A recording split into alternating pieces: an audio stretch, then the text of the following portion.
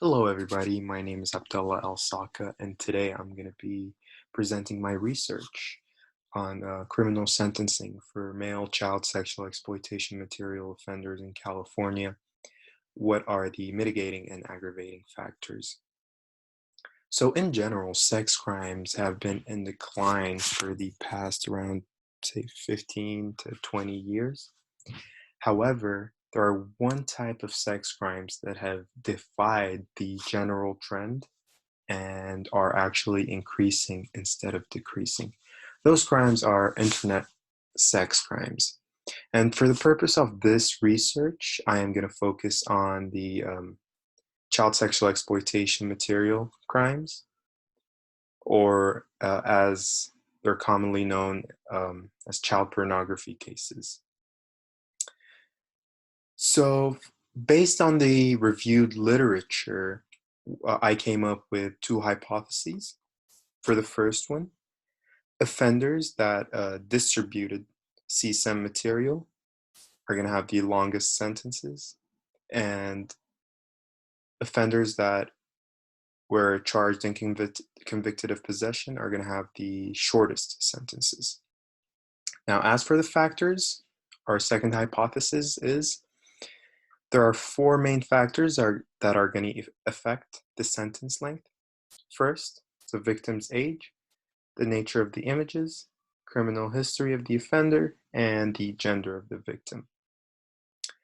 Now, the way that I went about answering the question was I obtained a database of 400 convicted offenders in California that were court ordered for treatment.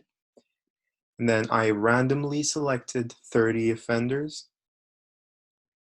and I obtained their pre-sentencing investigation reports that would contain all the information that I needed.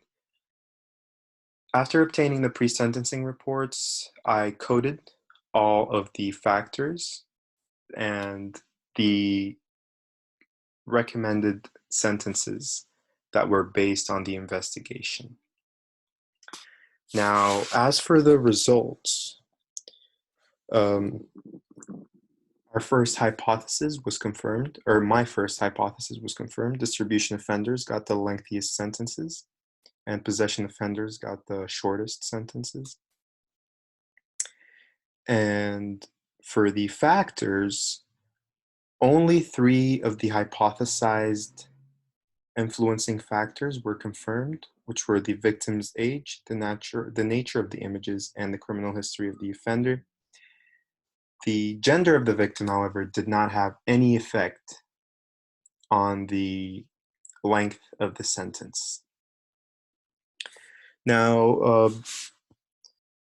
again, the results showed that the factors that aggravated the longer sentences were distributing CSEM, presence of sadism in the possessed material, increased number of images, prepubescent victims, the victim's vulnerability or inability to report abuse, the use of computer, and the evidence of physical abuse to children.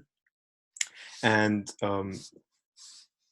offenders with prior criminal history also got longer sentences. And factors that mitigated a shorter sentence were the troubled emotional life of the offender, childhood abuse of the offender, mental health issues, acceptance of responsibility, honorable military service, and voluntary commitment to treatment programs. Now, the results of my research are significant because, as I previously mentioned, sex crimes are declining. However, internet sex crimes are increasing. Now, based on the reviewed literature, the recidivism rates of offenders are low, just 3 to 6%. They're very low compared to other offenders.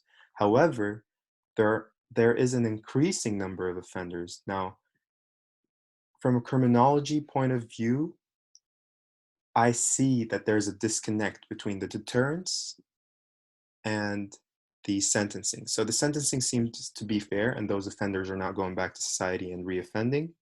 However, the sentencing guidelines seem to not be able to deter the crime well enough.